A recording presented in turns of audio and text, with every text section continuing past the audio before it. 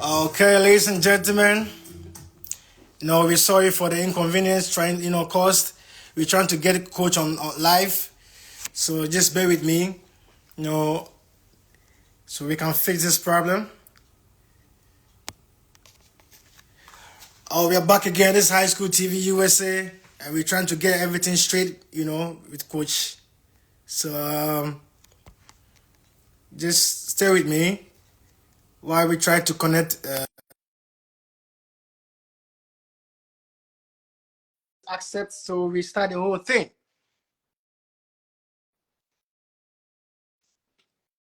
Oh, finally, coach.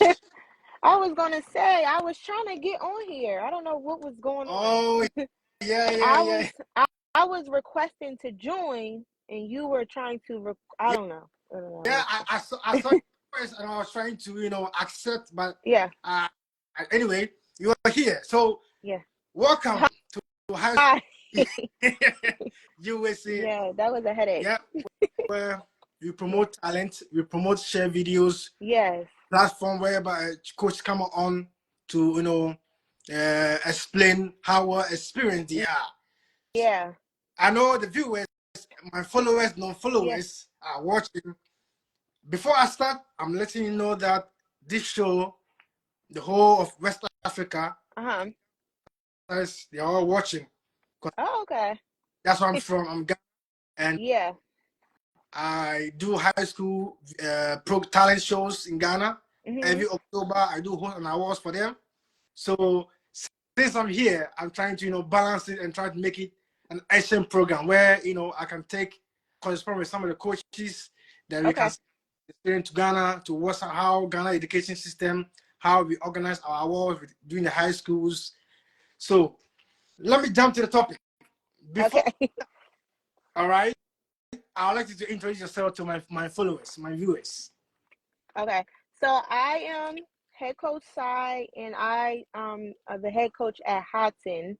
That's how you pronounce it, Hodgson. So it's Paul M. Hodgson, Vocational Technical School. That's actually where myself and my assistant coaches graduated. So we are back to coach there. Oh, that's good. For how long or how many years have you been coaching? And is it the same school? Yes, it's the same school that I graduated high school from, and this is just my second year. So next, going into next school year will be my third. Yep. Good. And how many are you in the team as a coach? Um, for basketball season, it's 15, but football season, because we do football and basketball cheer. Football, it's a lot more. It's 25 on varsity and 13 to 15 on JV. Okay, Mhm. coach. What's your main subject that you teach in the school? Oh, So I actually don't teach at that school. I teach at another high school in Delaware, and I work with special education. So it's all around. Yeah. that's good. Yeah.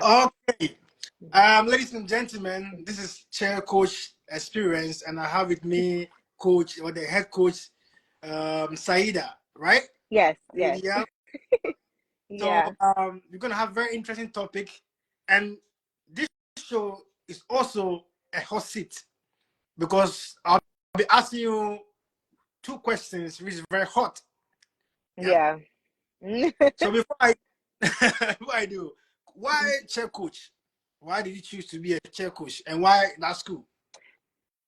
So I'm gonna answer the second question first. So that school, I chose because of course I went to high school there, and my memories in high school were all cheer. My best memories in high school were all cheer. And I remember leaving high school and years after that, that's all I missed was cheer at Hudson. Um, so for a long time, I wanted to cheer coach, so I would do little league cheering because the Hudson cheer coach position wasn't available. So I wasn't able. So 2 years ago, I worked with some of my cheerleaders that graduated already. They were the first seniors that I had that graduated, and they were helping coach with the little league that I coached for. And they told me their cheer coach was leaving and they wanted me to be their coach. So that's where that's where I started. I think that throughout the years, I've been trying to figure out at this big age, what I'm called to do. And I know that my calling is with younger girls. So I said, why not start with cheer where I started, where I needed the help. And I just started there. So that's why cheer. I love cheer. I love what it brings to the girls, how they react when they perform. It gives me so ecstatic. So yeah. Well, when you were in high school, were you in any athletes, any sports? So just cheer. So I cheerleaded. Ninth grade year, I tried out for cheerleading, and I told them I did not make the team. But sophomore, junior, and senior year, I cheerleaded. I tried soccer, but I didn't Oh, last too long. I didn't last yeah, long. That that, that's wasn't that, for me. that's not your field, yeah. Yeah, that was not for me. So yeah. Good. So, Yep. um, I know you just said you have 15 in a team, Right right? now for Good. basketball season. Yep. And then I was on my last interview. I asked this coach, how did they, or what mechanism do they use to recruit people if they want to join the team? So we do tryouts. It's a 2 or 3 day tryout. And they are asked to do it like varies. So they will either do 2 cheers with a dance or 3 cheers. And then they would be um so they would do 2 cheers, a dance. They were required to do jumps, so rather it be a toe touch or hurdler, or whatever we choose at the moment. And then they are asked to do a freestyle if they would like. They don't have to, but they do sometimes. And then they are, they do like their tumbling and things. Sometimes that's a part of their freestyle. And they're put in groups, so they're not trying out by themselves. So they're in like a group from like 5 to 8 of them.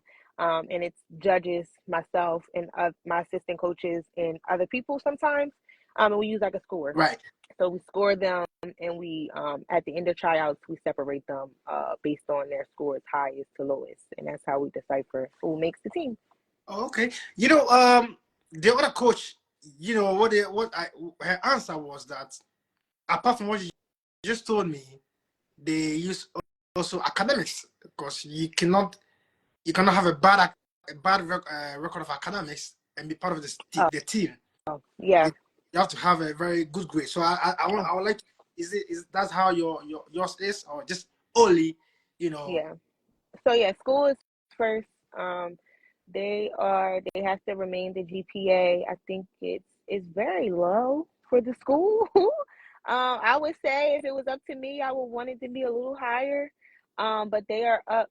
I think if I can remember, I can't remember off the bat, but it's very low. But they have to pass their shop class because it's a vocational school. So if they're not passing their shop, that's the main core class, they are not able to cheer. And then if they're failing, they can't cheer. And any like behavior problems or things like that, they also are not required to be on the team. That's with any team. Good. Okay. And Yeah, to talk of I know you just said you're there a lot of girls, and yeah. if you're a lot of girls, definitely there's going to be a lot of disputes. Yeah.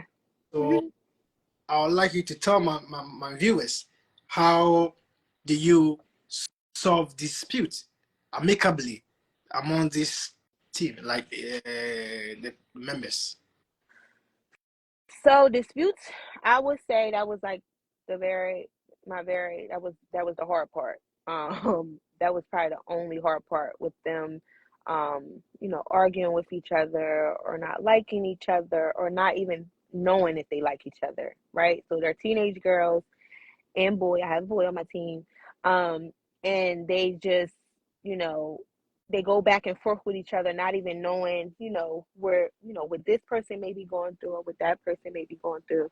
And last season, I actually did like it's a privilege walk. I had them do a privilege walk, and it was something I did, and I asked them different questions to see, so they were able to see that a lot of the people or the cheerleaders that you're arguing with are on, you guys are actually on the same level, and it wasn't to belittle anybody or, make anybody feel bad, but it was just to get them to understand that you never know what somebody else is going through. So I think bringing that to light and letting them see that made a huge difference. It might not have happened overnight, but with them realizing that, again, you never know what somebody's going through, and we have to come together as a team because we are a team. It's not one person or two people on the team. The team makes up a group of us, and I'm a part of the team. So when y'all are acting up or when y'all are not getting along, that doesn't do me well either. So I think just trying to bring that unity within the team and creating that safe space for them to feel comfortable with even being together as a team. So, with that being said, how do you encourage them? And adding encouragement and also motivation. So I encourage them by demonstrating a genuine enthusiasm, right? So, and being their leader and being motivated myself. So if I'm not motivated, I'm the person that they're looking up to. I'm coach, right? So if Coach Sai is not motivated, if Coach Sai is not coming in and she's not, excited or, being motivated herself, how can she expect us to feel like that too? So even when they get things wrong, if it's something that they get wrong or they think they can't do something, just continuing to and say like, no, you can do it, even if I think we may not get it in the end. I still say like, no, let's just keep trying. We can do it over and over and over again, and just having them believe that confidence in themselves. Because if they don't have the confidence, they're not going to do it. A lot of them start to self-doubt themselves before they even try it. So just continuing to, tell them like, you got to try before you put yourself down. Don't say you can't do something. It's never can't. And my assistant coach, Millie, she always says, practice makes a habit, right? It doesn't make perfect, but it makes a habit. So continue to tell them like, you can't expect to be good at something if you don't practice. So encouraging them to continue to practice and continue to, go home. If it's something you want to work on, keep doing it and doing it and doing it. When you come back, show us, we'll give feedback. And you want to keep practicing and practicing and practicing and just, keeping them uplifted, because a lot of them, again, they self-doubt and they say they can't do something or I don't look good doing that, but you don't know until you try.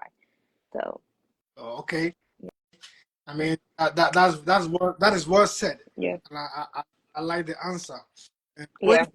I know some of the coaches do it because, parents in their practice or whatever competition. Do you involve parents in your competition, or have you ever been to a competition before? So we haven't did like official competition. This upcoming season, if you keep a lookout for us, we will be joining multiple competitions. The only one that I would say was a little bit competitive since I've been a coach, we did a UCA camp, and we actually left. That was our first camp ever while I was the coach, and they placed first place. Like they were like top banana. That's what it was called, top banana of the camp.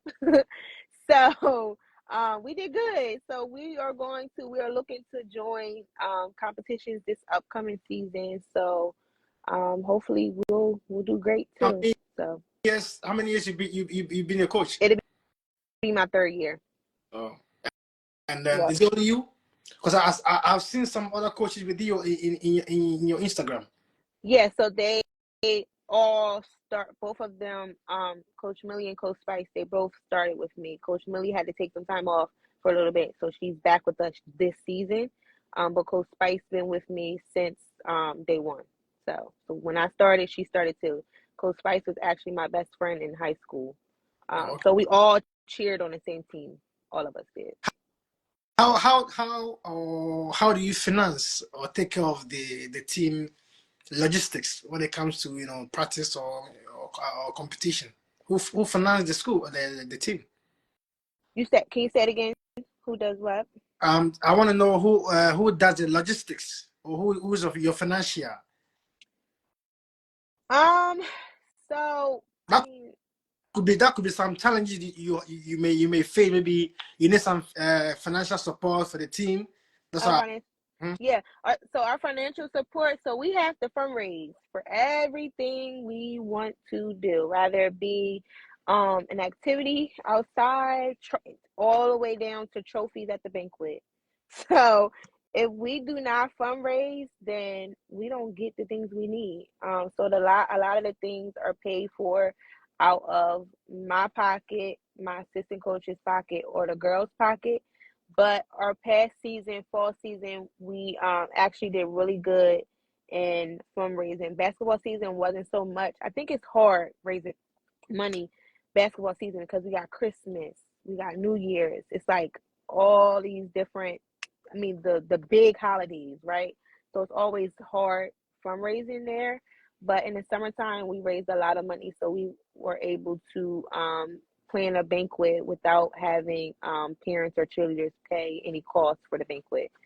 So we have to fundraise. We do like online fundraising. We just did a Chick-fil-A night where we went there. That was kind of successful, but it wasn't as good as I thought it would be. So I would say it's still trial and error with the fundraisers to see what best works. I would say the Snap fundraiser is the best one that I've came across so far. And it's literally just sending out a link. Somebody clicks it. They say, this is how much I want to download. Fundraise and donate. And they click it, and then that's it. And you just keep sending it for a whole 4 weeks. And then at the end, we get an amount. I mean, so we hope you're gonna get a good financier to help support your team. Anytime you need help. Yeah. So, and how do you assess your team weakness and strength? So how I assess them, I would say I observe behavior, and I also observe where they lack and where they may need in the areas they may need development in. So that just like when they think I'm not looking, I'm always looking. I'm always looking to see who's good at this and who's good at that, or what person went home and practiced and what person didn't. And I could tell you didn't practice that cheer because you messed up and we did it 3 times. Or I think, and then feedback from their peers, right? So feedback from their peers to say, such and such did great today. So I did think just noticing the areas where they have developed and the areas where they lack, and behavior observing their behavior too at practice is a really, really huge thing too. Well, I would just say just keep it up, keep doing the good work. Because when I saw your video, I'm like, I don't know what prompted me to start promoting your video, but I thought, yeah, there's something I need to help this school. Oh. Yeah, and now to my next question. Mm-hmm. I'm going to talk about safety. All right. So how do you incorporate safety in your chair practice? So what is it? Safety. Okay, so safety is a huge thing for me, and really my assistant coach Millie, she does not play about safety. I may be a little bit more lenient, but I'm not lenient. Safety is like a huge part, right? So like when it comes to safety in at practices and things, just making sure that they're dressed properly. So that means that you have your cheer sneakers on, your hair is pulled back, you don't have earrings or jewelry on, right? And also making sure we're not stunning if we're not on cheer mats. That's one big thing that Hodgson cheer needs is new cheer mats. So we definitely do not stunt without our cheer mats because we need those, and especially for the ones who are beginners with stunning, they need the cheer mats. So just making sure they're dressed properly and also their moves. Okay. Right. So monitoring their moods that they are in. So if I notice that someone's in a bad mood, or even some of them will text me and say, "Coach, sorry, I'm really not feeling it today," you know, if I'm lacking in this area, then this is how I feel. So then we know, okay, don't put this person in a stunt today because her mind may not be all the way there. That's a huge part because sometimes I come to practice and I might have had a bad day. So I'm not doing anything extra at practice because I don't want to drop somebody or make hurt somebody else while I'm not in the mood. So I would say, you know, making sure they're dressed properly, making sure we're using the proper equipment, and always, always monitoring what moods they're in.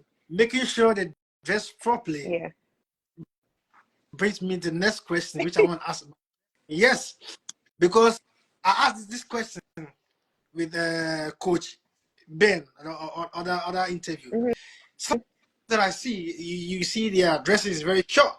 Oh, okay. And you could, when they do their stomach and shake and whatever, it is you know, you can see the underwear, which is important. Well, it's bloomers. They don't wear the short skirts without bloomers. Okay, good. So Yeah. like, my knowledge, or I'll say a formal knowledge, I'm like, I mean, you got parents, the whole world watching, and you know, I don't know if is the school proprietor that proposed the dress to them, or is the coach. So a lot of the times they wear, so in competitions and things, and in stunning, your clothes has to be tight. You can't have loose clothes or long clothes because the person holding you may you can slip down out of their hands, right? So a lot of times you see them in competitions and things with tighter shorts or something like that because that's a safety measure. You can't wear loose clothes while someone's putting you in the air or you're cheering, you're doing a jump. It prevents you from doing certain things. Okay, you know, So yeah. I needed to ask this question because Yeah. I've been seeing it quite lately. Well, since I've been posting the videos, you know. Oh yeah. So if Everybody's skirt is short. Yeah. if someone is a, or how can someone become a cheerleader? What are the criteria? What do you look at?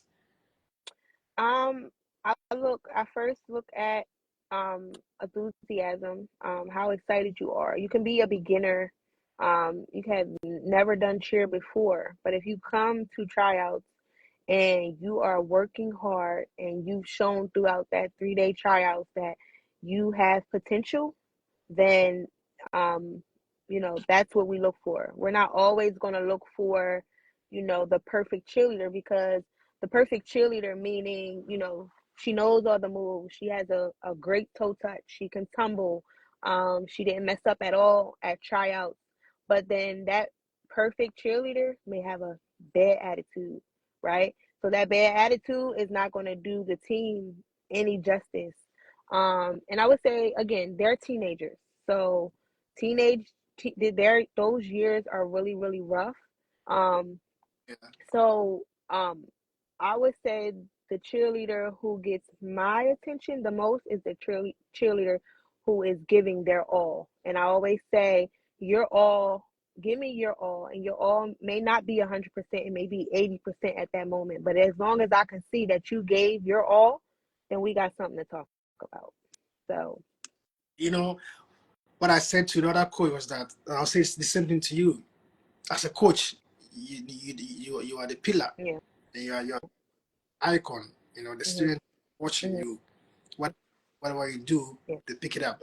Is so the words that you say to their ears will forever remain them. Mm-hmm. Yes. So I'll keep on urging that you keep showing them the right way, telling them what is right, what is wrong. Mm-hmm. Apart share you've been doing Mm-hmm. life, culture. Yeah. That's that much important thing. Respect each other in the team. Yeah. You know Yeah. that's one thing I always say. And high school TV USA will forever start from now. Promote your videos. We are family now. And Yeah. yeah. And I tell the other coaches that come on show. Anywhere I see their videos, I'm gonna promote their videos because now I'm on YouTube. I'm on, Mm-hmm. I'm Okay. on and I'm on Instagram. I'm Okay. on X. Yeah.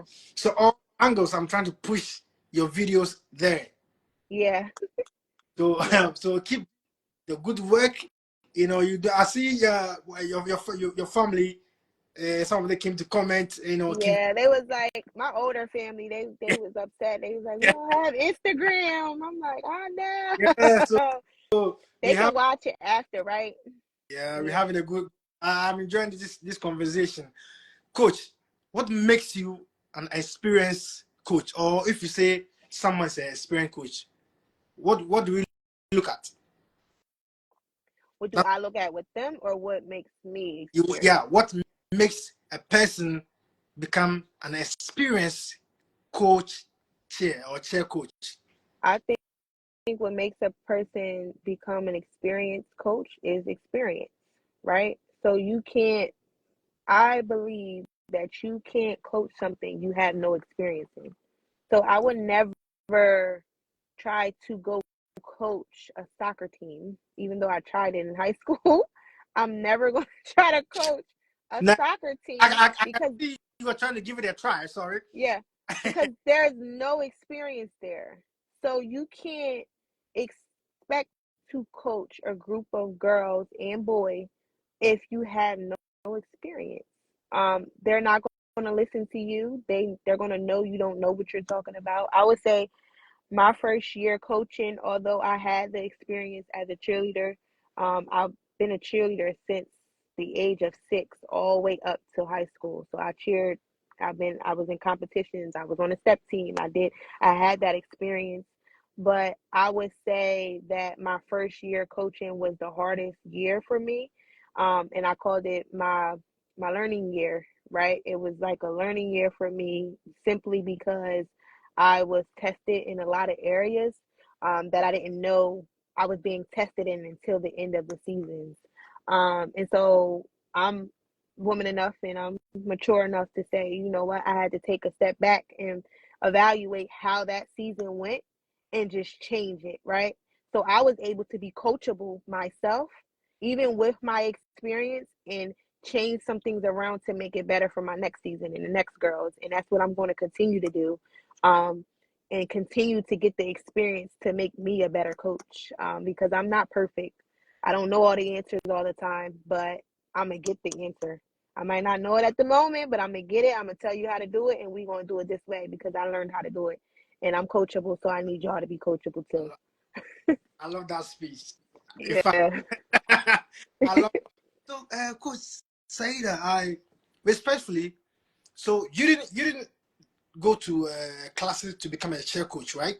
No, Also, they have class. If you want to become a chair coach, you have to go to class, right? I don't know. I didn't have to go to. I had an interview for it though. I had an interview. I Oh, interviewed in front of the athletic director and 3 other people were in the interview. So I did have to interview. I didn't just get the job. I had to interview for it. okay. So I can say you are talented. So you can teach someone to become a coach since you Yeah, are experienced. yeah. I would say like if I ever was to step back or needed to take some time off, then I would be able to show the next person the ropes or Oh, something like that. oh, Mhm. ladies and gentlemen, this has been a very interesting conversation, and I'd like to have it here. Because the time is limited, I'd like to have you on my next show again. Okay. Yeah, so we have more to talk about, Okay. and Yeah. I'm much grateful to have you on my show. And I know before I let you go, all right, Okay. what Mhm. are some of your advice, or what are your advice you want to give out to the people watching you for someone who want to become captain of a team, of a cheerleader, someone who want to become a good cheerleader, someone who Mhm. want to become a very good coach? Mhm. I would say my advice would be to if you want to be a cheerleader, if you want to be a cheer coach, to never give up and make sure that it's something that you really really want to do, because everybody doesn't take cheerleading um, to be that important, as other sports may be. So the people that are in cheer, we take it seriously. So I would say, you know, take it serious. If it's something important to you, make it a priority in your life. And keep making it a priority in your life. And again, never give up. Like I said, I didn't make the cheerleading team ninth grade year, but I came back and I tried out again. And I made the team. So keep trying and trying. And just because it may not seem like it's something that you can do at the moment, you don't know what can happen in the future. Coach, So, are you happy to be on this show? yes. Yes, it's Super Bowl Okay. Sunday, so that's why I'm in the car because I'm at a Super Bowl party and it was extremely loud in there. So Yeah, I'm sorry. no, Anyway, I'll let that's okay. I'll let you gentlemen. This is the head coach of Hodgson Vocational Technical School, and she's no other person than Coach Seyyeda. She's very, very known, popular in the school. So if you're looking for her, you know, just go to the chair coach. You'll find that's the only place you find her with a team. Yeah. That was the place you find her. And then I thank all my followers and my viewers for staying with us and to the end of the show. We want to bring you more exciting show. Keep following Coach. Before I let you go, one more thing. Tell the viewers your fan page, your social media page. Let it out. Oh, our Instagram page. Make sure you follow us on Instagram, Hodgson_cheer, and TikTok, Hodgson_cheer. We are going up. Our videos are going up. We are being reached. People are watching us. Up, So keep watching. there we go. Keep watching us. Follow us, Hodgson_cheer on Instagram and TikTok. And you're going to keep a lookout for the No future. doubt. This is the best ever. This is the best coach. Trust high school, middle school, the best coach right here on High School USA. Shut Yes. one. Bye.